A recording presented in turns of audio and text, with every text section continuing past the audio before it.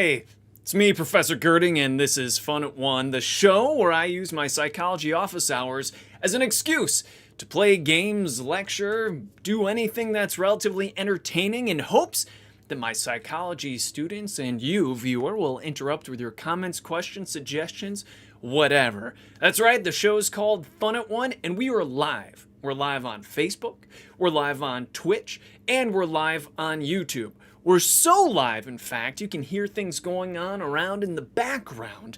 For instance, there's construction going on right outside the wall, right beyond where I'm recording.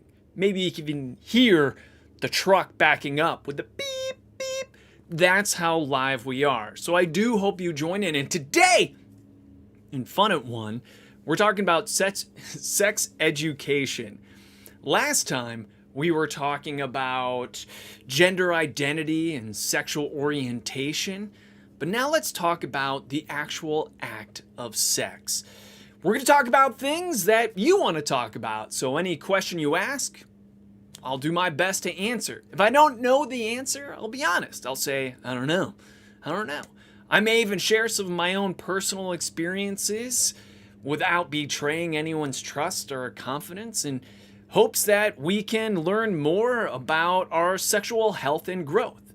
But before we go, again, we should ask ourselves, why are we even talking about this? Why are we talking about sex in a psychology class? Well, that's a great question. The answer is, where else are you going to learn it? Biology class? Sex ed class itself? Sure. But what is psychology? Psychology is the study of the mind and behavior. And is sex behavior? Heck yeah, it is. Yeah, sexual behavior is definitely a category, so it does fall within the realm of psychology. So without further ado, let's jump into it and start talking about sexual behaviors and practices doing its stuff, right? Whew. Again, ask questions away, and I hope that you'll have all of your questions answered in the most mature, respectful way possible, while still having fun. It's hard to talk about sex and not smile and laugh a little bit, and I think that's a healthy response. You can laugh at some of the things that we will discuss, absolutely.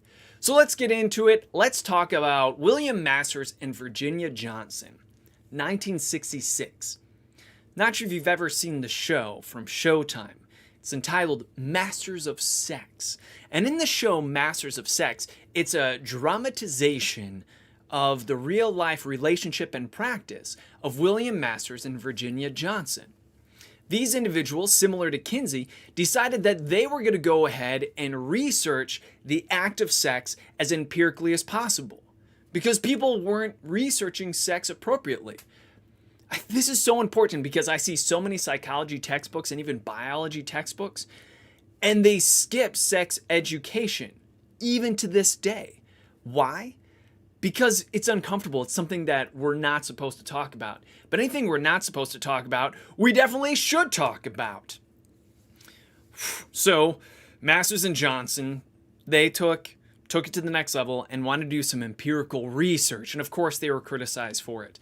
But with them actually watching people have sex in a laboratory while hooked up to EKG and EEG, reading their biorhythms, etc., they found out some interesting information about the act of sex. I see Robin's joined us. Good afternoon, Robin. I'm so glad you're with us. I see Justin Eastwood has joined us. Justin, stay tuned. I may have a story that may be interesting to you. Oh, what a teaser to keep you watching. Oh, anyway, so let's talk about Masters and Johnson's identification of 4 very specific stages that the human body goes through during the act of sex. And these 4 stages you see right here: excitement, plateau, orgasm, and resolution.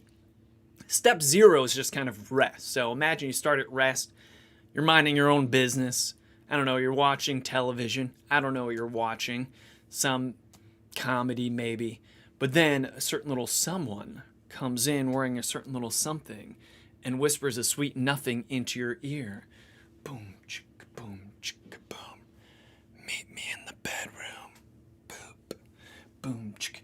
And they walk off. That begins excitement, Excitement is when blood flow changes, we will say. Blood will go from the rest of the body and start headed towards the genitalia. Your body temperature actually begins to increase. And excitement can include the act of sex. So maybe actual penetration, stimulation is going on during excitement. It gets better and better and better. Boop, boop, boop, boop, boop, boop, boop, boop, boop. But then plateau occurs. And some people describe plateau as something very frustrating because it's getting better and better and better. Yes, yes, yes, yes. And all of a sudden, plateau, I know it can feel better. Why isn't it feeling any better? I know it can feel better than this. Please get better than this. And then boop! That's orgasm. Orgasm, also known as climax, it's the peak of the sexual mountain, sensations galore. It's quite a feeling. I'm not sure if you've ever had one. Most people recommend it. But what goes up must come down. And so then, beep, boop, boop, boop, boop. That's resolution. Blood flow returns to normal. Body temperature decreases. Sensations are different. Now, here's something that's very fascinating. When someone is sexually aroused, their nervous system goes through a change as well. Not necessarily physiologically as much as it is psychologically, but those two are so intertwined because there is a different chemical release. For instance, if you're not sexually aroused and you feel some pain, not so much. Like, hey, what are you doing? But sometimes if you're sexually aroused, some sensations that otherwise wouldn't feel good start to feel stimulating. So excitement, plateau, orgasm, resolution. Do all people go through these stages the exact same way? No. Some people do not experience all four of these stages in the exact same way or even at all. We're freaking snowflakes. And by that, I don't mean fragile people that can't handle counter arguments. No, I mean that we're all different. And side note, that's actually a misrepresentation too. They have found snowflakes that are identical, which what scientist researched this enough to actually look at enough snowflakes to be like, that identical. So anyways, that expression doesn't really mean anything. Point is, we're all different. And so Masters and Johnson, they basically categorize people into different groups. So let's look at the different groups of the human sexual response. First, we're going to look at 3 overly simplified categories of female responses. So if you're a female watching this, you may ask yourself, well, which one am I? Am I group 1, group 2, or group 3? And if you're not a female, you may ask yourself, well, have I been with someone and are they a 1, 2, or 3, etc. So let's look at type 1. Type 1, you got excitement. You got the plateau. We're looking at basically the pinkish line. Plateau. Then orgasm. Boom! Comes back down. But here's something magical. What happens? Boom! Another one. And then boo! Resolution. So in group 1, multiple orgasms. Are multiple orgasms possible in females? Absolutely. It is not just a myth. Oh, Robin making a comment about Larry Laffer. So you're saying I look like Larry Laffer from Three's Company. Well, I hope that's a compliment and you like Larry Laffer's style. Oh, you're talking Larry Laffer, not from Three's Company. I think Larry Laffer is the character from Leisure Suit Larry. I usually don't see him dressed in this. He's usually dressed in a white lounge suit. So I disagree with you. Also, remember, Robin, pro psychology tip for you. I know this is a non sequitur is what we're talking about, but you should never comment on someone's appearance unless it is very specifically a compliment and they know it. So I'll just assume you mean it as a compliment. But again, just pro tip as far as society and etiquette, never comment on someone's appearance unless it's directly a compliment. There are, of course, exceptions where you are having a genuine conversation about someone's fashion choices or style or looks or whatever. But for the most part, that's what you do. All right. So anyway, here we go. So type 2, very similar to type 1 when it comes to the excitement. And then plateau is different. Plateau is a bumpy ride. But then, what's the big difference between 1 and 2? Between 1 and 2, no orgasm. Oh my goodness. Oh my goodness. So, that's pretty sad, but there's an advantage to not having an orgasm, because if you look at the resolution, that's different as well. The resolution isn't as steep, it's not as sudden, which means type 2 individuals may, silver lining here, enjoy sex longer than the other types. But then let's look at type 3. Top floor, please, straight to penthouse, because they go from excitement almost automatically to orgasm. I shouldn't say automatically, but quickly to orgasm, skipping plateau. There may be a little hiccups there. Yes, yes, yes. Wait, okay, yeah, yes. All the way up to, and if you look at the orgasm, it lasts a while. It lasts a while. But then there is a steep price to pay for such an orgasm, because if you look, there's an almost instant resolution. Boom. So after orgasm, I'm done. I'm out of here. Thank you. But need a break. I'm gonna get some water. You want some water? I'll get you some water. Hey, get out of here. I'll get you some water, because I'm done. So that is the 3 different types of women according to Masters and Johnson. The 3 basic variations. Are there exceptions to these? Again, yes, yes, yes. Can someone switch from type 1, type 2, type? Yeah, it depends on the type of stimulation, the psychology of the individual, etc. It can change throughout the lifespan. So yes, this is not set in stone. So don't look at this and think, oh my goodness, I'm doomed to be a type 2 or a type 3, depending on how you're reacting to this. So should we look at the different variations in males? Here we go. Boop. So excitement, plateau, orgasm, then resolution. But the males experience something that you didn't see in the previous slide, and that is the refractory period. So the refractory period, what is the refractory period? That is something males experience. After having an orgasm, they can't have another one without some rest. Why is that? Why did nature set up that males experience a refractory period? The understanding is to stop us from constantly having sex nonstop. It's basically the natural cessation of, hey, let's stop having sex because I can't have sex anymore. Are there exceptions to this? Are there some men that possibly have multiple orgasms? Yeah, that is totally possible to have multiple orgasms in men. Absolutely. So it does depend on, again, the individual sensation practice. But here's the other thing. The type of orgasm. And here's something that a lot of people don't discuss or even know, and that is that there's 2 basically overly generalized types of orgasms. There's glandular orgasms, and there's also topical epidermis orgasms, skin orgasms. So typically, if you have a glandular prostate orgasm for a male, that really initiates the refractory period. They can't keep on going. However, they can have a minor touch orgasm, some people call it, but an epidermis orgasm. And usually if it's just an epidermis orgasm, they may be able to continue. And you can even tell what type of orgasm it is by looking at the consistency of the seminal discharge. For instance, glandular orgasms is really rich in semen and not as much lubrication, and therefore it's very sticky, almost oatmeal-like, whereas the epidermis is the other way around. It's very watery and liquid. So if you look at the consistency, that could indicate what type of orgasm. But usually the individual experiencing the orgasm can tell you, like, that was a deep glandular orgasm versus just a topical one. Is this true in females as well? Yes, it is, without all the seminal discharge. There is a difference between a clitoral orgasm and a glandular orgasm in women. So some people explain it as like an internal orgasm versus an external orgasm. All right, if you have any questions, please ask them away.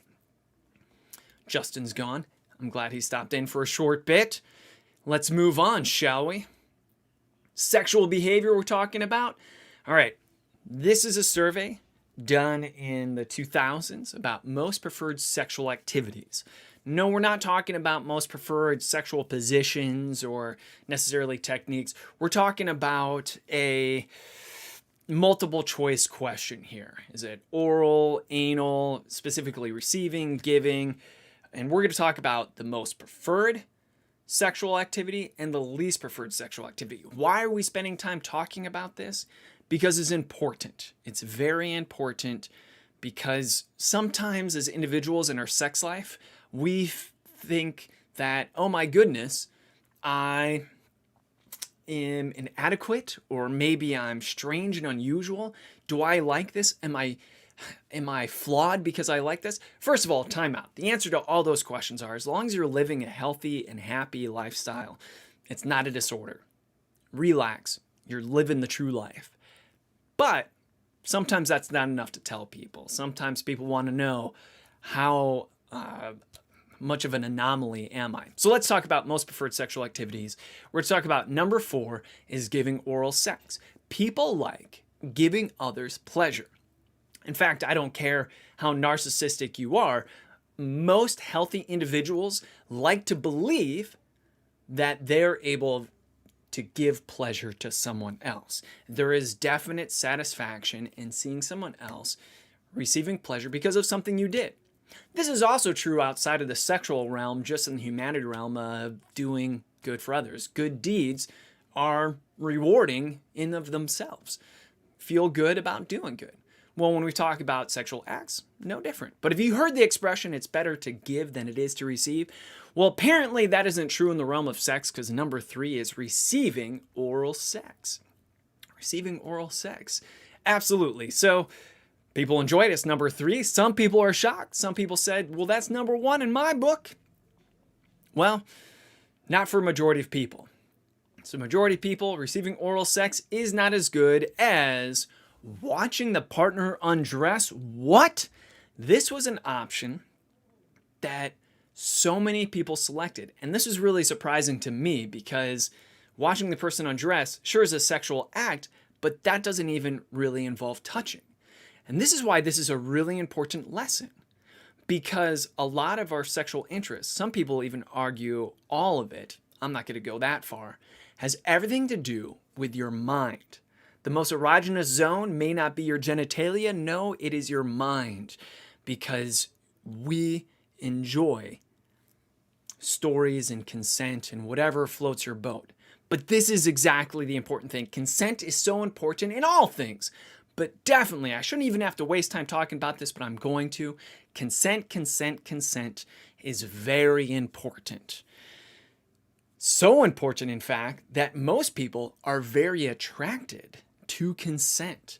And watching your partner undressed is a type of visual consent. If they themselves are undressing, that shows enthusiasm. And in fact, that would be my one word of advice to most couples that want an engaging and satisfying sexual experience. Sure, love is important. Consent should be there without even having to say it. Yes, that is really important. But to really make it next level, that word would be enthusiasm.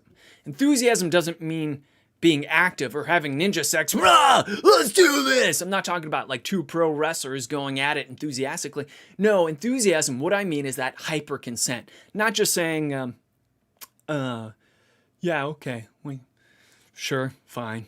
Okay, I consent to sex. But you're like, yes, please. I would love to have sex with you. Are you, me? What? That enthusiasm is that hyper consent. So consent is very beautiful according to a lot of people. And then number 1 is having vaginal intercourse. Now, this is important to keep in mind when we talk about vaginal intercourse. We're talking about penetration. Homosexuality, is that a majority or a minority? That is a minority according to most surveys. So you're going to have to keep that in mind. So that's not me throwing shade at homosexuals or credit to heterosexuals. This is just where the chips fall when we survey individuals on a multiple choice survey of most preferred sexual activities. So now let's get into the dark side, which is also educational, and I hate talking about this, but I think it's important to talk about because we need to learn. We need to learn by talking about the bad stuff from history, but also the the bad stuff about human experiences, what are the worst, the least preferred sexual activities? Well, you probably know number one. That one's a given, but least preferred sexual activities. Now, keep in mind, everyone's different, and this is just a universal survey, so you could totally disagree with that, and there's nothing wrong for the most part. Nothing wrong, as long as no one is physically getting harmed and there's consent. But here we go. For instance, having sex with a stranger, most people don't like it.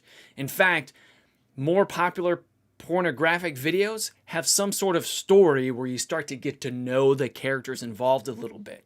Just a straight pornography video of two strangers having sex, yeah, that can be very arousing and interesting. But even something as simple as, I'm here to fix the TV. This TV's not broken, it's unplugged. I know. Right away you're like, okay, I'm into this. There's a story. All right. She's knows this guy. There's a relationship here, repairman, etc. So having sex with a stranger, most people don't like it. Having a same gender partner is so important to understand that heterosexuality is a majority. People wrote this, perhaps, and again, this is in the early 2000s that this survey was last given. So a lot of people are saying, not for me. Maybe that comes from a sense of homophobia. Maybe that's a point of where we are in society.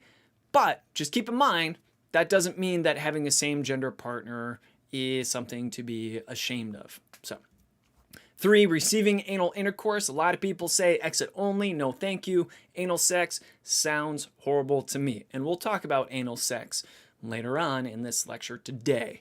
And there's some very important things to know about anal sex. Are a lot of people having anal sex? Yes, a lot of people are having anal sex. I think that's a perfect example of how what we're talking about here is not a judgment. We're not saying this is what you should be doing and this is what you not should be doing. This is simply a survey of people's, dare I say, preferences.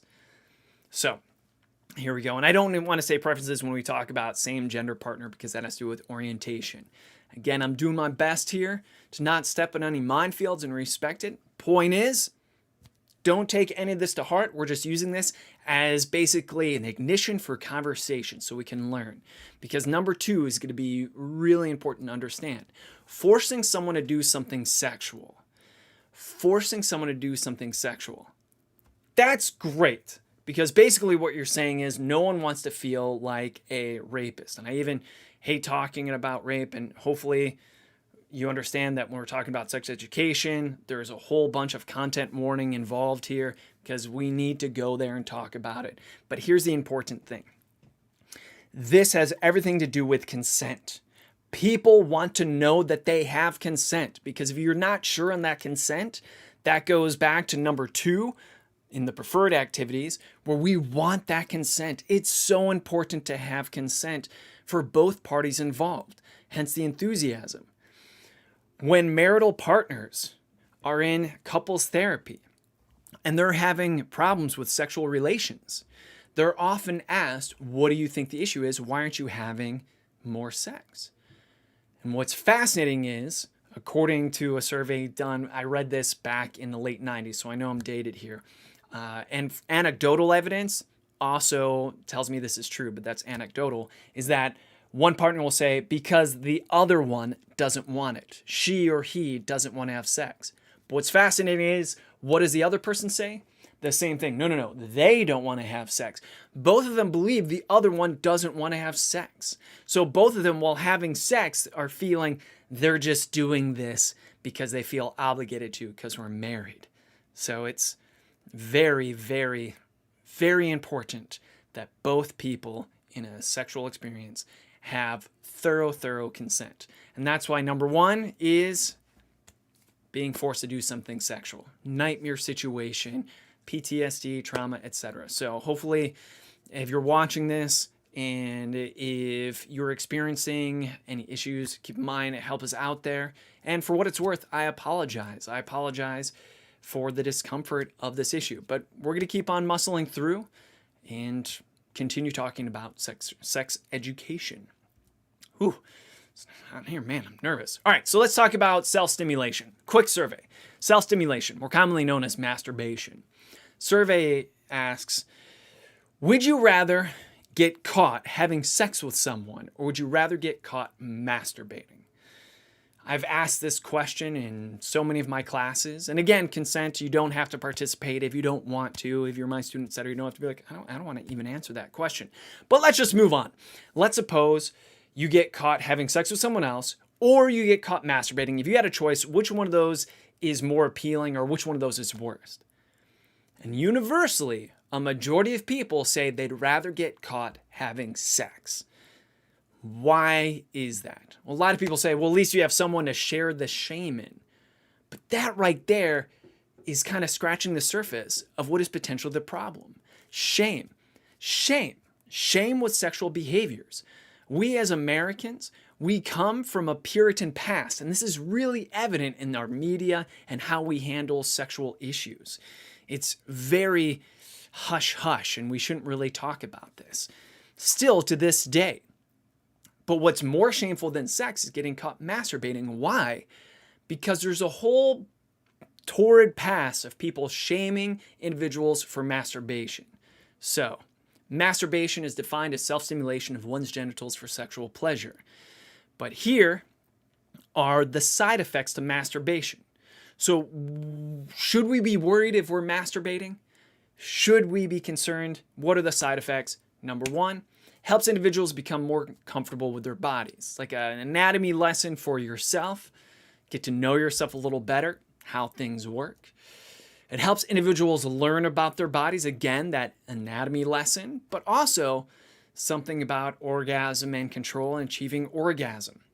We're going to talk about this later on in the lecture, but unfortunately, or fortunately, based upon how you look at it, our sexual response is on a use it or lose it mechanism. So the more often that you are sexually stimulated, the easier and more often it is capable of receiving sexual stimulation. If you go a long time without any sexual stimulation, that can lead to issues in arousal, performance, etc. So this helps individuals learn about their bodies. Helps relieve stress. It's a natural anti-stressor. It helps boost mood. Yeah, we found that people, when releasing the hormones of dopamine, etc., from masturbation, does improve someone's mood. Having a bad day, masturbate. Maybe that will help. Acts as a natural sleep sedative. Feeling tired and can't go to sleep, and you should go to sleep, maybe masturbate to put yourself to sleep. Quick time out. I'm probably not talking to anybody watching this video right now, but you should not masturbate and drive. I know that sounds ridiculous, but we're going to talk about the sincere dangers of masturbation. And one of them is some people, truck drivers for instance, may be on a long road trip alone and they need to stay awake because they want to get to their destination. So some individuals will attempt to masturbate while they're driving. First of all, that may be dangerous because you're not focusing on the road. However, it does work until you orgasm. Once you orgasm, then you have that sleep sedative, and now you're worse off than you were before you even masturbated. Robin has a question. Is a loss permanent if you don't use it? Not necessarily, no. You can get it back. So that's a beautiful thing about the human body is it's adaptive. If you specifically want me to give you the details right now, so I won't hold them from later on. In men, they have a hard time with their prostate. It can lead to prostate problems, so it's especially important in men to have regular ejaculations. Prostate problems can lead to urination problems, difficulty maintaining, starting, stopping a stream of urine. But the same thing with erections. They have a harder time achieving and maintaining erections without using it. As far as females go, they have a harder time with self-lubrication, and the vulva can become thinner and brittle and more prone to tearing, whereas regular stimulation keeps the blood flowing to there, which helps it stay fuller and more resilient. In fact, vaginas are made and vulvas are made to be very resilient. So anyway, I hope that answers your question, Robin. But yes, you can practice and get it better. And this is the point of this. By the way, I'm just plot spoiling here. Doctors, psychologists, researchers, they all agree masturbation is very healthy. You should be doing it. But that isn't me trying to shame you. If you aren't doing it and you're perfectly happy, don't let anyone convince you that you necessarily should be masturbating. But if you're not masturbating because you're embarrassed of it or you think it's dangerous, you've got it a little bit backwards. It shouldn't be embarrassing. If someone's trying to shame you for masturbating in a healthy, private way that's not interfering with other people's lives, then that's on them, not on you, because your body has all these benefits. Let's go on with the benefits. Helps even out dissimilar interests and sexual frequency. What does that mean? Well, does everyone want the same amount of sex? Maybe you're with a partner who wants sex all the time, or you're with a partner who doesn't want sex that often. Are you doomed to just have a frustrating relationship? A lot of people say yes, but there is a silver lining here, masturbation. And here's something really interesting. Who do you think masturbates more? Someone who's in a relationship or someone who is single? And according to the surveys, it says people that are in relationships tend to masturbate more. Some of that has to do with evening out to similar interest levels, but it also has to do with the fact that you are typically more aroused if you're with a partner on a regular basis. Your body hormonally tells you, breed, let's go ahead and have sex more and more. So it's the idea if you're in close proximity with a sexual partner, you're going to want to have more sex. So interesting stuff here. Helps women learn how to achieve orgasm. Helps men learn how to better control their orgasm so you don't have the two pump chump issue anymore. Very fascinating stuff. And then mutual masturbation may add to sexual variety. So for instance, if you want to spice things up in the bedroom, one technique is just watching each other masturbate and seeing how long you can masturbate without actually engaging in fornication. So, a lot of good things with masturbation. That's why it is highly recommended that you do masturbate. If you're not masturbating, again, don't feel ashamed. Are there any bad ill effects to masturbation? Well, I already told you one. It does put you to sleep, and if you need to stay awake because your life is on the line, you probably shouldn't combine the two. But yes, there is a couple of things that you should know as far as negative side effects. And I don't want to emphasize the word negative because there are just more effects. One thing is there is a time and a place, consent's important, etc. We're going to talk about paraphilias later on. So masturbating to the point where it's impairing your ability to function, that's a no good. So can masturbation be a problem with sexual addiction? Well, anything can be addicting. Video games, phone, etc. If anything is being used to the point where it is actually hurting your ability to function in health, then yes. And how can masturbation hurt your health? Well, physiologically, if you're doing it so much to the point where you're actually causing harm via friction, that could be a problem. But more importantly, it's socially. If you're missing work or you're not able to hang out with friends because you're masturbating so much, that may be an issue of concern. David Waltman has chimed in. He says, I remember when the Surgeon General in the 90s wanted to teach masturbation in schools and was promptly fired. I never heard that story before. I'm not surprised. It's still an issue. A lot of parents don't want to even think about their children masturbating. So what are the other potential dangers? What about hairy palms or going blind? No, that is totally not true. But sensitization is true. I hate saying this because I kind of want to advertise masturbation and take away all the shame. But what do I mean by sensitization? When you experience something, whether it be emotionally, physically, actively, your body actively becomes sensitized to it, and it creates these synaptic connections. The neurons grow more and more synapses among each other. So that's true when you're playing basketball. If you're playing basketball, you slowly get better at basketball. Same thing with emotions. If you're angry a lot, it's a lot easier to become angrier and angrier. You sensitize your body to anger. So that's an important lesson in of itself. If you want to not be depressed, you have to actively try to be happy. If you want to try to not be so angry all the time, you have to actively try to spend more time being happy. But the same is true for sexual stimulation. The way you achieve orgasm starts creating synaptic connections, and you become more and more sensitized to it. If you think about it, the average person can reach climax way quicker via masturbation than many other forms. And this is also true with sexual acts.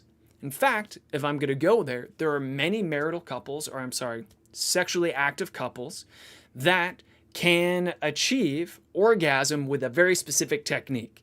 They're having sex, and eventually they say, let's go to the go-to position or stimulation. They switch to that, and that's where they often achieve their orgasms. The same is true for self-stimulation and masturbation.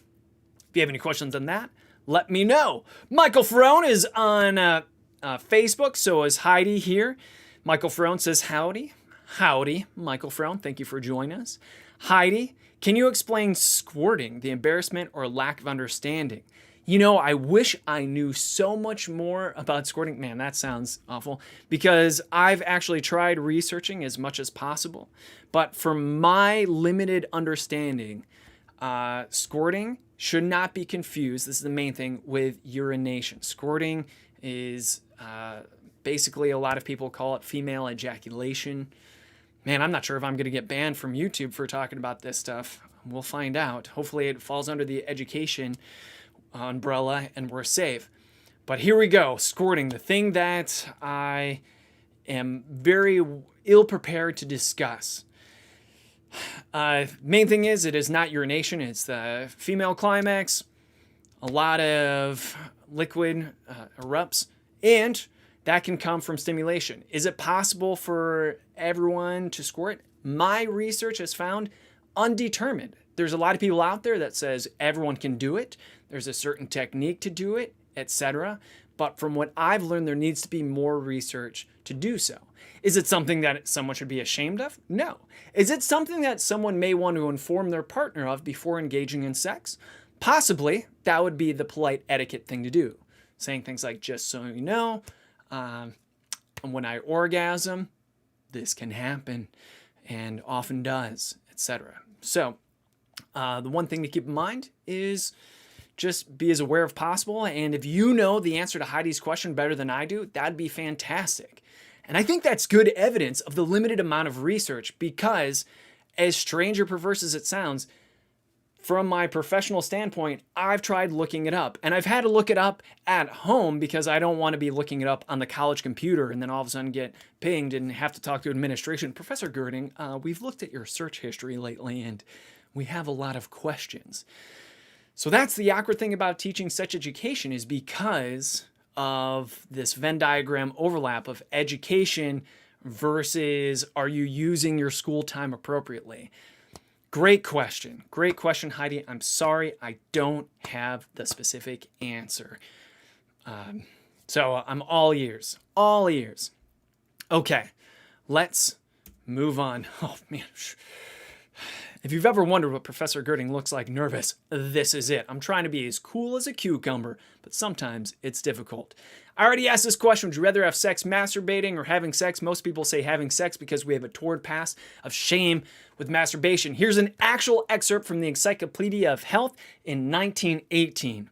The health soon becomes noticeably impaired. There will be general debility. Next come sore eyes, blindness, stupidity, consumption, spinal affliction, emaciation, involuntary seminal loss, loss of energy, spirit, insanity, idiocy, the hopeless ruin of both body and mind. Again, this is in the Encyclopedia of Health, a book where people were turning to find out answers to their questions. And here, it's explaining it will ruin you. They're trying to shame you away from it. The sex researchers were Masters and Johnson, David. Yeah, I don't know. They have a clinic still in California, and that's where we get most of our information to this day. And it was only recently, speaking of research findings, I think it was in the last 5 years, research has concluded that the G-spot, so we're going to talk about research and sex today. The G-spot, this idea of there being a singular spot within the vaginal canal that when stimulated will cause orgasms like no other spot in the vaginal canal, has been concluded through extensive research to be a myth.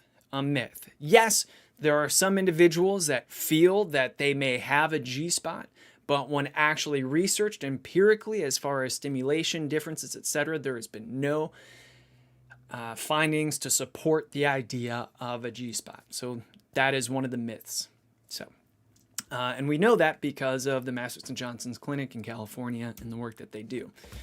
Here's another excerpt shaming people from masturbating. This is from a book called What a Boy Should Know. It was a very popular book in the early 1900s that was given to books. It was almost given to boys.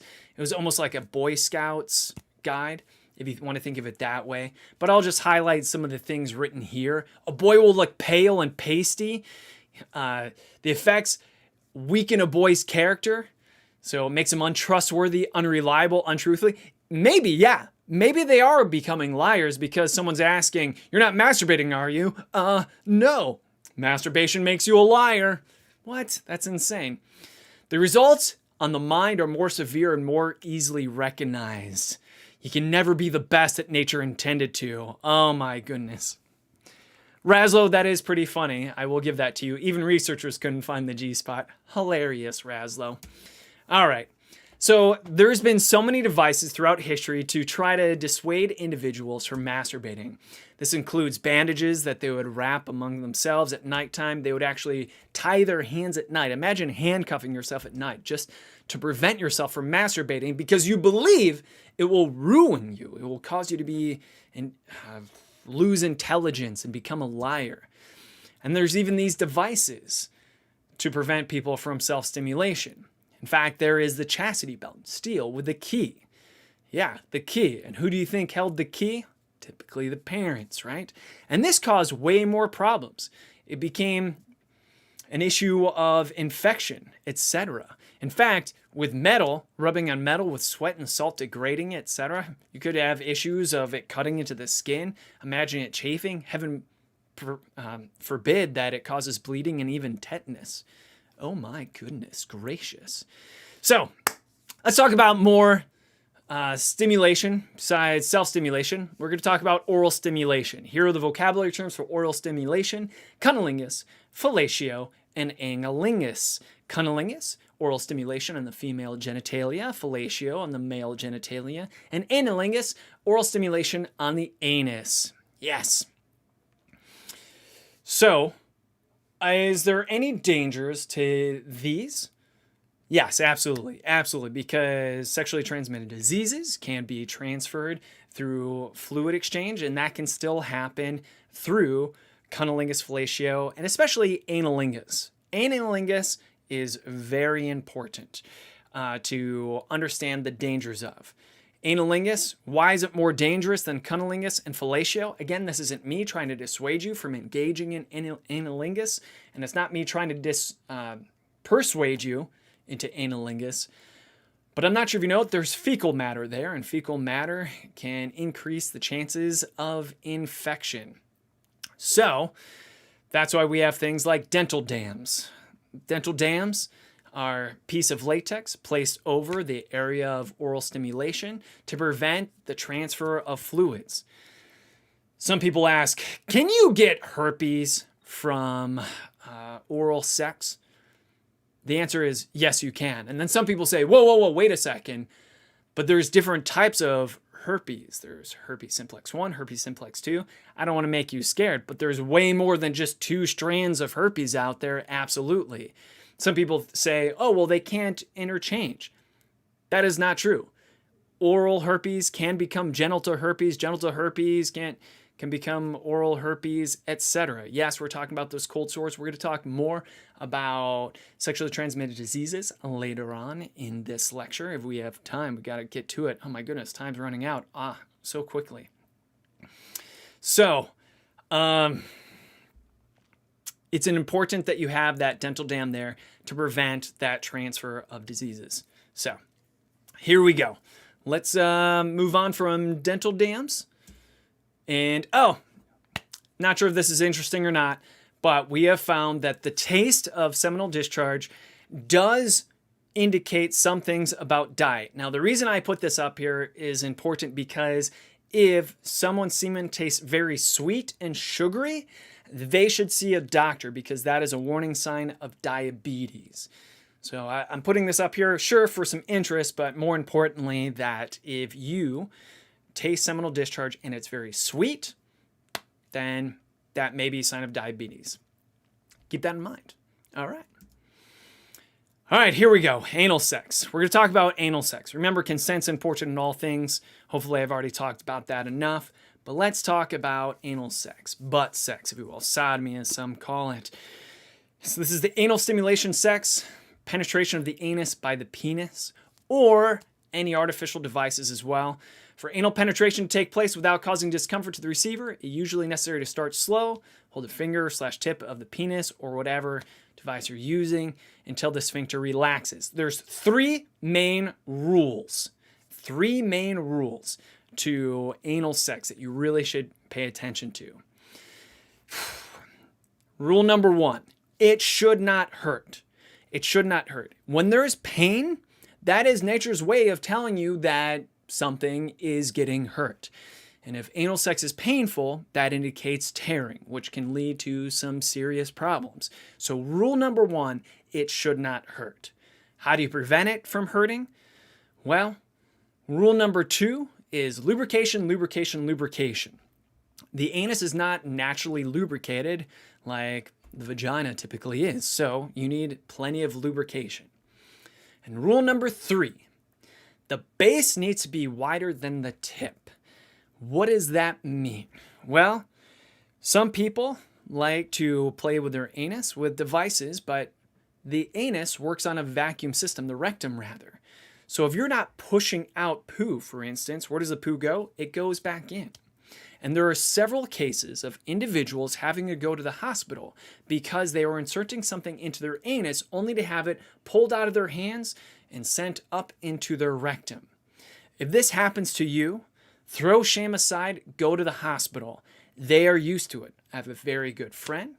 I'll even give a little bit of clue. She was on my swim team with me. Very successful doctor. And she directly told me that not a week goes by where they don't have to remove something from someone's rectum because they forgot rule number three. The base has to be bigger than the tip. It needs a stopper, something to stop it from just getting lost in the rectum. She said that happens at least once a week. And I said, that's insane. She says, don't be that impressed. Sometimes it's repeat customers, meaning some people are refusing to learn rule number three and they're coming back into the emergency room. So, another thing that is already mentioned here. So I told you the big three rules of anal sex. One of the rules not mentioned here is in order for it to not be painful, the rectum needs to be relaxed. And typically that is done by placing something, just the tip, until the anus relaxes. And once it relaxes, it opens and pretty much accepts entry. Very important things to keep in mind. Are there dangers with anal sex? Absolutely. Anal sex has a lot of fecal matter. You're more prone to infections. You're also more prone to tearing and transferring of blood as well. The rectum is not like the vaginal canal. The vaginal canal is really tough. In fact, Betty White once made a joke referencing that referring to someone as female genitalia should be a compliment because the female genitalia is incredibly, incredibly resilient. Well, the rectum, not so much. It is not meant for penetration and repetitive use, and therefore it can tear. And if it tears, it can lead to infection, bacteria getting in there. Bacteria is living and it eats. And what does it eat? It can eat flesh. In fact, the horror story is some individuals have gone into the emergency room saying, what is wrong? Why does it hurt so much? And the doctors, nurses, medical team look, and they have two anuses because the bacteria has burrowed a hole through the rectum to the surface again. That is an absolute true story. I'm not telling you names or how I know this story, but we'll just say a friend of a friend had that instance, and what that individual had to do was put antibiotic cream on a tampon and insert it into the infected hole that was created until it slowly healed, and the person couldn't sit down for at least 6 weeks. It was an awful story. Again, I'm not trying to scare you away. I'm just letting you know the true, honest concerns about anal sex. It's important when we talk about butt stuff that you know that there are dangers and there's 3 rules to make sure you're doing it right. Jen asks, is the taste chart semen specific? Sure, I imagine. I mean, I just pulled it straight from the textbook, so I assume that it is specific. There's probably variations, but maybe if you're wondering if your partner has been stealing some of your marijuana stash and you can taste the bitterness in the semen, then yeah, maybe you can bust them for it. Raslo rightfully points out that foreplay helps with any sexual activity. Yeah, foreplay. It's worth not skipping for sure. Jen says, my cousin who is a doctor says it happens all the time and she can't believe the different items people, mostly men, try to use to stimulate their rectum. Absolutely. It is not uncommon. If it happens to you, please go to the hospital. Trying to pass something artificial that is caught in your rectum on your own can lead to way more problems than the embarrassment, because now you're still going to be embarrassed because you're going to be in the emergency room, but now you're going to have to deal with a lot more of the repercussions of having something stuck in your rectum because you didn't take care of it right away. All right, let's talk about sexual variations and disorders. So, sexual dysfunction, consistent disturbance in sexual arousal, causes psychological distress. This is very important. If it does not bother you, if you are leading a perfectly happy, healthy life, you're smiling all the time, it is not a sexual dysfunction. Do not let someone convince you that something is wrong with you sexually if you are happy. 41% of women and 31% of men report sexual problems. Those are the individuals that report it, and it's registered. The understanding, unofficially, is at some point, everybody will experience a sexual dysfunction. And almost all of them are incredibly temporary and treatable. And that's beautiful news. So don't be ashamed if you're experiencing sexual dysfunction. Know that there is hope and help available.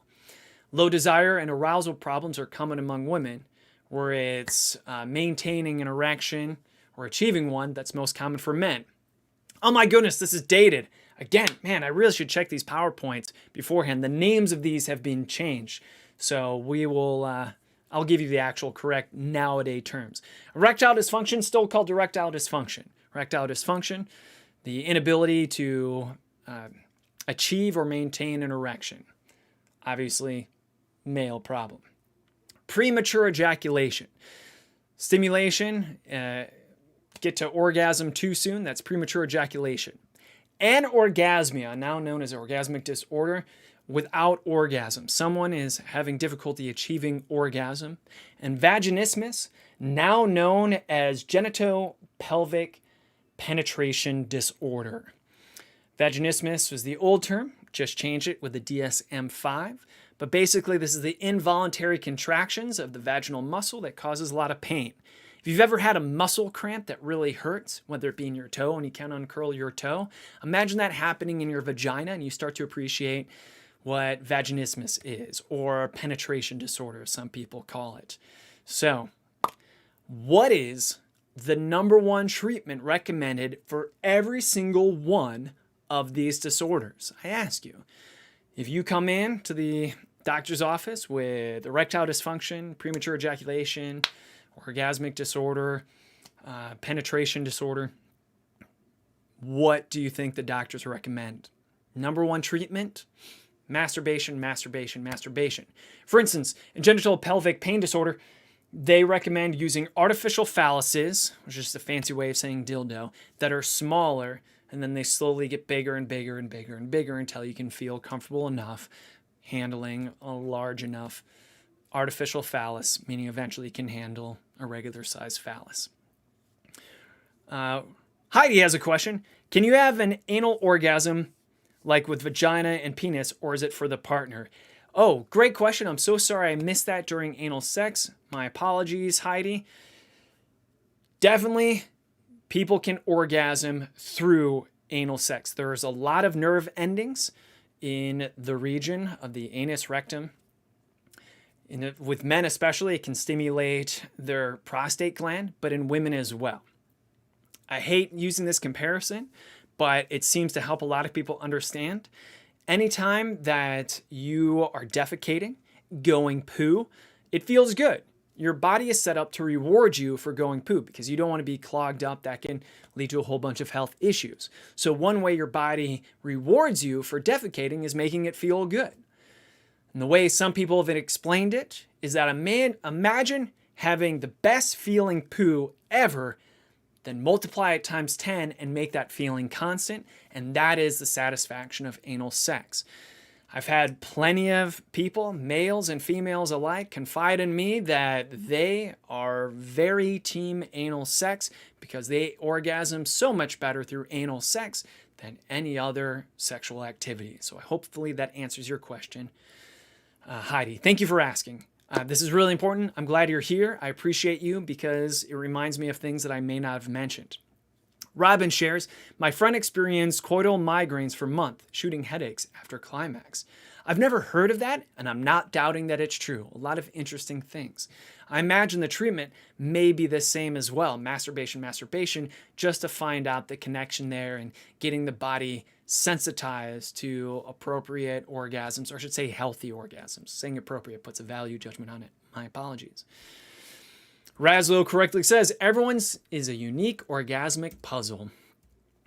So here we have other types of assistance for people that may be having erectile disorder, erectile dysfunction. Here we have some Viagra pills. Yes. Important thing to keep in mind with Viagra pills. Let me go back for a second. Viagra, propriism. They say if you have an erection that lasts longer than 3 hours, you need to go to the hospital. Let me explain. That is absolutely true. 3 hours is really risking it. I would say if you have an erection that's lasting 2 hours, you should start warming the car up and getting ready to go. Why is that? Because there's tissue damage that happens. Your penis is not meant to be engorged for that long with blood flow. And you typically know it's happening too. For those people that experience this displeasure, it feels incredibly painful. And it only gets more and more painful because there's tissue being damaged. How do they intervene? Yes, they can extract the blood from the penis to instantly take that pain away. Some people freak out with the idea of a needle in the penis, but let me tell you, it is actually supposed to be very relieving. You'll probably be thanking the individual who did it at that point. But the main reason you really have to worry about it is if you are too embarrassed to go to the hospital, you can lose your penis. Your penis can die. So if you have an erection that lasts longer than the recommended amount of time, don't be embarrassed. Go to the hospital. And then there's also penis pumps, which help achieve an erection, because that's one thing a lot of people don't understand about Viagra, Cialis, etc., is that those medications help you maintain the erection. They don't necessarily help you achieve it. So a penis pump can help you achieve an erection. And then last, there is surgical intervention with implants. This is a penile implant. This is kind of the pipe cleaner technique where they put this in. This means that your penis at any point can be erect. You have to manually point it so. You have to bend it. It is not recommended for people with above average penis size because that's, if I'm being blunt, a whole lot of penis to try to wrap up and put away. And then there's also inflatable penis implants. What you're looking at here is a pump that's placed in the scrotal sac. Then you have, excuse me, man, I need a glass of water. I've been talking too long. We need to wrap this up. Talking about penile implants, and now my throat is starting to hurt. But you go ahead and you pump. I don't have this much problems, by the way, talking in class, which just goes to say online is hyper public. This is available on YouTube and Twitch and freaking Facebook. Man, yeah, the pressure's on. I feel so much more comfortable in the classroom because I establish a relationship with my students. So if you're watching this, I hope I'm establishing that confident relationship with you as well. I never thought I'd be embarrassed talking about sex education, and I'm even preaching about how you shouldn't be embarrassed.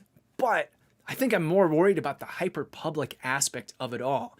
I think if it was just you and me, or you and me and a couple of people, no problem. But the fact that some rando can find this video on YouTube, that's making me a little bit nervous. And I think that's where it's coming from, because I know some people are very adamant, and I guess I'm willing to have that conversation. But anyway, penis pumps. Yep, go ahead, pump it up. And when you're done, kind of like the Reebok pump shoe, you just release the air when you're done. Robin says there's a female sex drug that came out a few years ago, Addy, and it is dangerous. It can cause women to randomly lose consciousness and must never be used with alcohol. Don't take it. KJ says, here, professor, drink beer. That'll help me relax. Thanks, KJ, for the offer. And Razlo assures me that I'm doing well. Thank you so much. All right, we're almost done here. Let's finish up by talking about the paraphilias, and we'll also talk about sexual diseases as well. Paraphilias, big category. Any several form of non-traditional sexual behavior where sex gratification depends on an unusual experience, object, or fantasy.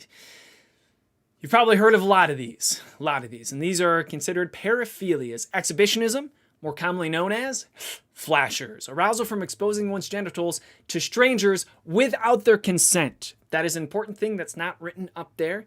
Supposedly, if you consent, they're not into it. Part of the satisfaction is the lack of consent.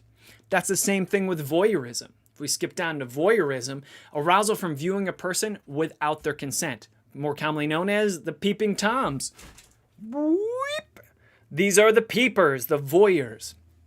Fetishism, shoes, leather, most common fetish. And how do you know it's a fetish rather than just like a kink or a quirk, right? Well, a fetish, if being diagnosed as a paraphilia, it has to depend upon this object, an inanimate object. So pretty much you know it's a fetish if you're having sexual difficulties without that inanimate object.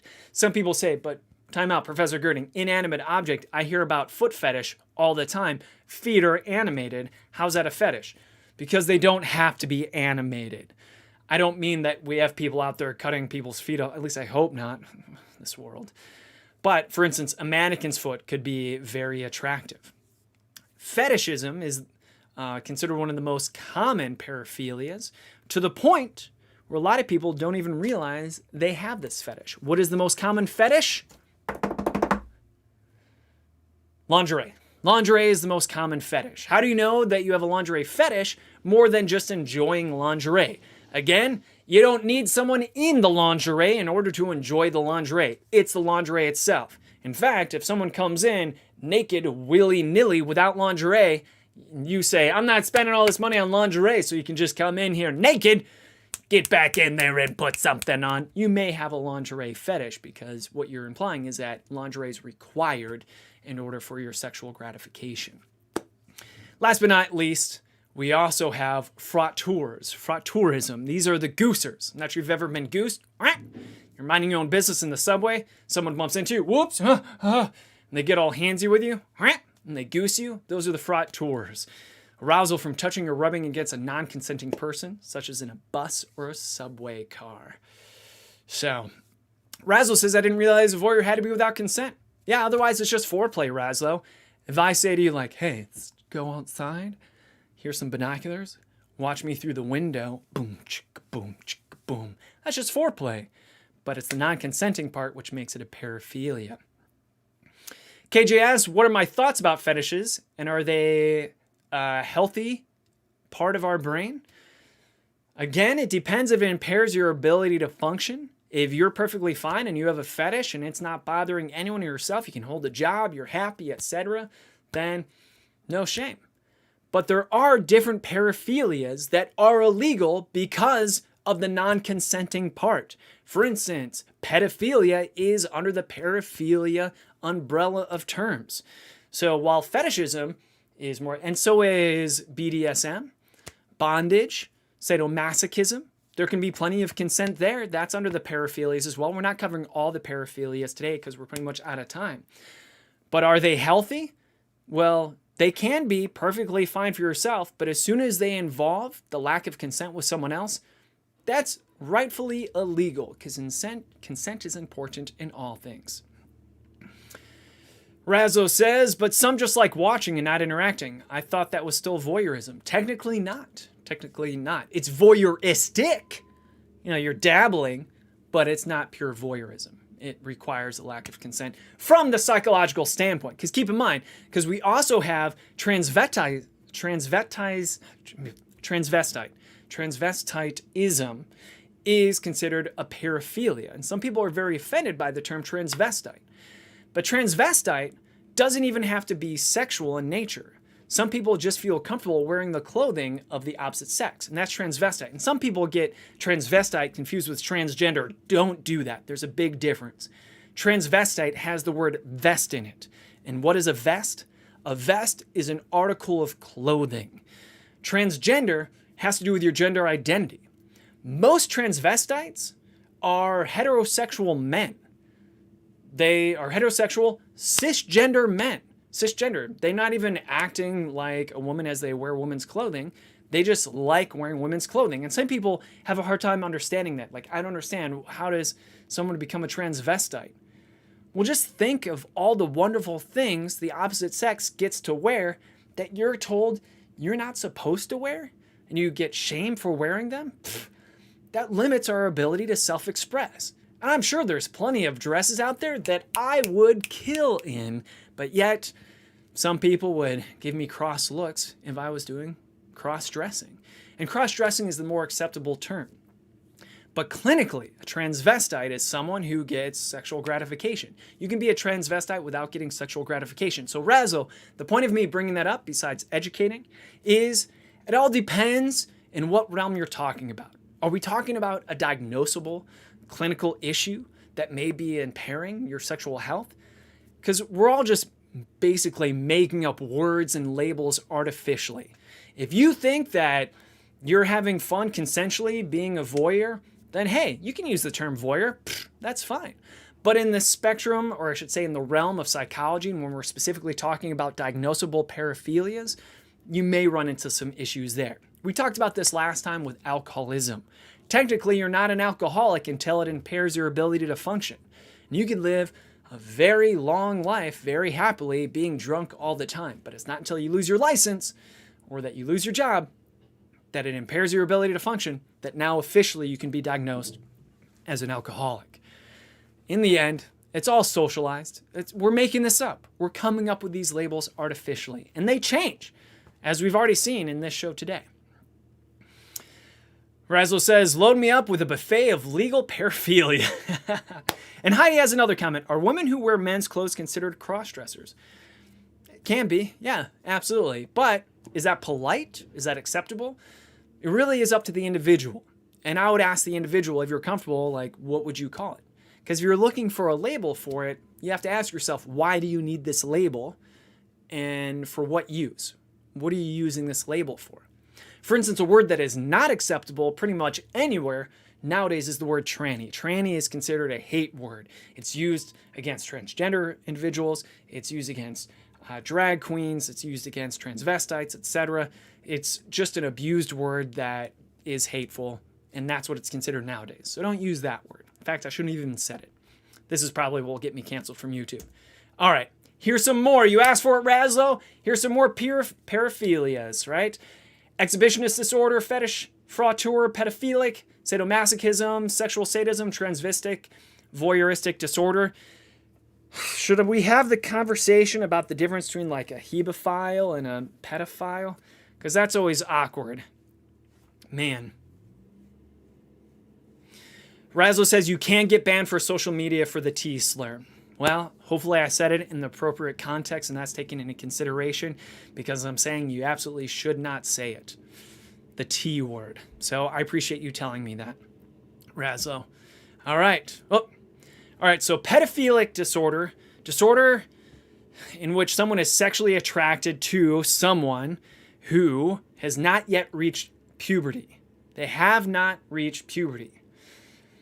This, unfortunately, I don't know how to say this, is considered a sexual orientation. A lot of people obviously hate these individuals for obvious reasons. I'm not going to say it isn't horrific. It is. And I'm not saying that we should have a bleeding heart for pedophiles. There are a lot of pedophiles out there that are inactive, meaning they're not acting on it. But it is considered a sexual orientation because it's hard to imagine someone that would go ahead and choose such a sexual orientation. They shouldn't be confused with hebephilia. Hebephilia is someone who is attracted to an individual that has recently acquired sexual maturation. These are individuals that are attracted to 16, 17-year-olds. There is a documentary out there. It was on Netflix. I'm not sure if it still is. It's entitled, Are We All Pedophiles? A very clickbaity title. But basically, it argues that there is a legal problem in many areas that does not differentiate the difference between pedophilia and hebephilia. Sure, under the age of 18, but do you get sentenced and labeled with pedophilia if you have had sex with someone who's 16 or 17 versus someone who is much younger than that? And in many areas, there's not a distinction. So that's a whole nother talk. We could do a whole lecture on that alone. David says, transvestite seems very culturally specific. Yes, I've had plenty of students upset with me that I use the term transvestite. It is a clinical term, and it is still an accepted term by many people. It's, as we'll refer it, as Razlo called it, the T word that is universally panned. So we still use the term. Gender dysphoria, we talked about last time. Gender dysphoria, previously known as transsexualism, previously known as gender identity disorder. This is when someone is uncomfortable about their physical gender and the desire to become a member of the opposite sex. Again, transgender people, not necessarily a disorder unless it is impairing their ability to function and enjoy life. Then it's technically gender dysphoria. So I believe we currently live in a world where gender dysphoria, yes, it does belong in the DSM, but like homosexuality used to be in the DSM and no longer is because homosexuals can function perfectly fine and therefore it's not a disorder. Gender dysphoria, yes, that is if it's causing dysfunction in your life, but there's plenty of functional transgender individuals. Okay, so let's quickly talk. I know we're over time already, but let's quickly talk about STDs. Some people say, Professor Gerding, I'm shocked you're calling them STDs. You should be using the terms STIs. And I'm going to make a stance here. This is a very individual stance. You can disagree with me all you want, but I'm willing to strongly argue that we should not use the term STIs because people don't realize there is no difference between STD and STI, meaning this conversation is possible and has happened. Someone says, hey, before we have sex consensually, I feel it important that I inform you that I have an STI. And someone says, well, as long as it's not an STD, let's do this. Because there is the misconception out there that an infection is incredibly curable, very treatable. But STD has a stigma to it, and that's why a lot of people don't want to use STD because they're like, man, STD sounds horrible. There's a stigma to it. But it's important that we understand that there's no difference between an STD and STI. So I argue you should use STDs, and you shouldn't be ashamed of STDs. I think instead of changing the terms to make it sound nicer, for lack of a better term, instead we should educate people to not be so hateful and to be educated about STDs. Of the 12 million cases of STDs diagnosed annually in the US, 8 million are among people under 25 years of age. So the demographic for individuals that are getting a lot of STDs are people under the age of 25. Why is that? It has a lot to do with sexual maturation and seeking a permanent partner with whom you will spend the rest of your life. Absolutely. Razzo was surprised when he found out that most people have STDs. That is absolutely true. Most people do have STDs. Most STDs have mild or no symptoms, yet left untreated can cause serious health problems. So it's important that we talk about it. By the way, what's the second demographic for a spike in STD cases?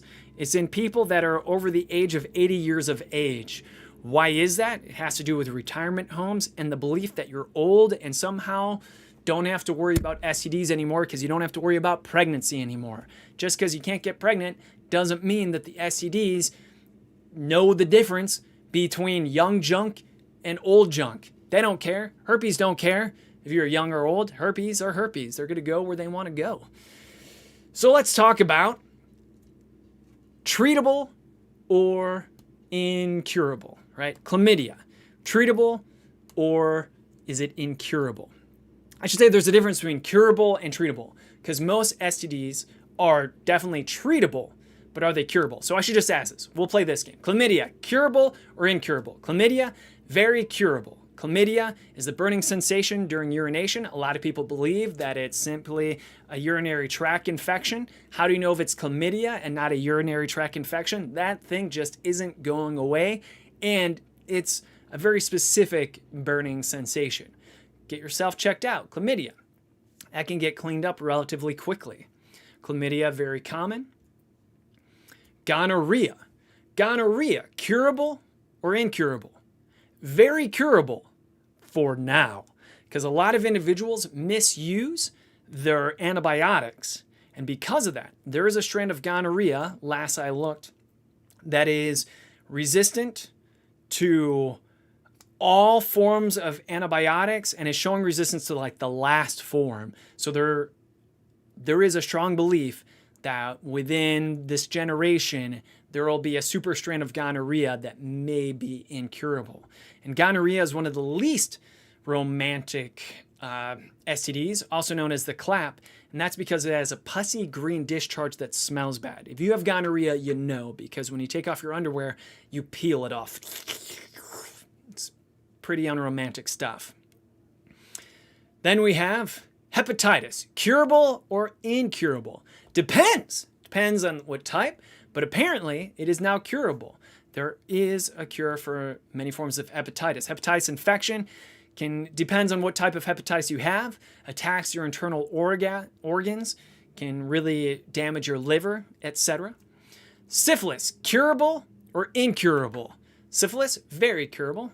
Thank you, penicillin, right? Syphilis, if not treated, is horrible. I hate to bring up the Tuskegee experiments. My goodness, that is a horrible example of government in science and in life and racism. But syphilis, if untreated, can lead to madness and body parts actually falling off. So maybe you've heard of the madness of King George, syphilis, etc. Jen says, most people, I think my doctor told me, 85% who have had 4 or more partners in their lifetime will get an STD. HPV is the super common one. Yes. Jen, in fact, that's the next one. HPV, the human papillomavirus. It was over 80% of individuals had HPV. HPV, what's HPV? Genital warts. Most people are asymptomatic, meaning you can't even see it, especially in men. They don't even know they have it. The chances were that if you had a sexual partner, there was a 50% chance that you had it, meaning that every time you had sex with a new partner, you were flipping a coin to see if you got HPV. Those numbers, Jen, I think you'll be happy to know, are going down though. Why are they going down so much? Why is it 80% is going down and also this idea of so many people having HPV? Because of the vaccine, the vaccination. Prevention, not cure. HPV is incurable, but it is preventable. So once again, get your kids vaccinated so that they don't have to live with HPV. I have plenty of friends that have had issues with HPV, one of which had HPV, which led to ovarian cancer and had to get things removed because the main danger of HPV is related cancers. So make sure you get treated or get your kids vaccinated. Also make sure you go in. HIV, AIDS, incurable. A lot of people say bullcrap. It's curable because look at Magic Johnson. He's the poster child for the fact, the conspiracy that AIDS is curable. No, it is not. It is very treatable. So a lot of people can live a full, long life with AIDS as long as they're constantly treating it. Drugs have really come along since the AIDS epidemic in the 80s. What is the danger of AIDS? People typically don't die of AIDS itself. People die because it kills your T cells, your white blood cells, and therefore you typically die of opportunistic infections and diseases. Again, the same thing. So you can die of pneumonia, etc. A lot of people say, what's the difference between HIV and AIDS? A lot of individuals don't know the difference. It has everything to do with your T cell count. So if you have plenty of T cells where you can fight off the common cold and the general infection, it's HIV.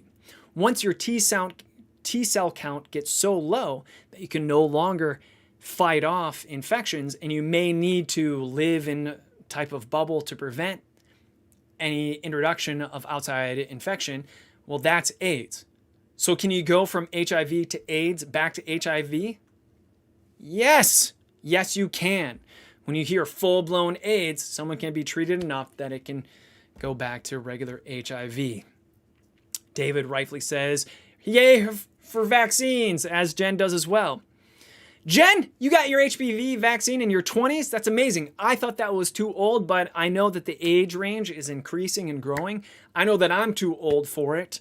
Last time I checked. But yeah, please get yourselves vaccinated. All right, and that's more about AIDS here. And that is everything we're going to talk about. We talked about today sexual behaviors and practices, disorders, etc. We're almost an hour and a half in. We really went over today. I really appreciate you all that are participating. Thanks for bearing with me. I did my best to wipe away any shame about this. Hopefully I don't get canceled on YouTube or on social media for anything I've said. Please let me know if there's something I didn't cover. Oh, for instance, the hymen myth. Hymen myth. This idea that virgin females have a hymen that rips and breaks once they lose their virginity, and if they don't bleed their first time having sex, it means they weren't a virgin. Total bullcrap. Hymens come in all different sizes and shapes. Some people don't have one at all. It naturally becomes, I don't know the term, larger, or I guess more accepting. As age goes on, it can be torn through regular activity, etc. So don't believe this hymen myth that, oh, all females have hymens and they break once they lose their virginity, etc. If you don't know what a hymen is, imagine the vaginal canal opening, but then you take a balloon and you stretch it out and you put a little balloon film over the vagina, but then it also has a little hole in that film, and that balloon skin, unromantically analogy I'm using, can't even talk English anymore, but that is the hymen, and it's the idea that it tears, but some women are born without hymens at all. Anyway, let me know what I missed, what I didn't talk about. Let me know if I'm wrong on things, because I'm all about learning and education. Leave them in the comments below. I appreciate all of you. Hey, be happy, be healthy, be safe, be smart, and know that I appreciate you. So have a great day, and tomorrow, tune in for another episode of Fun at One. Bye, everyone. Bye. Give up on my way.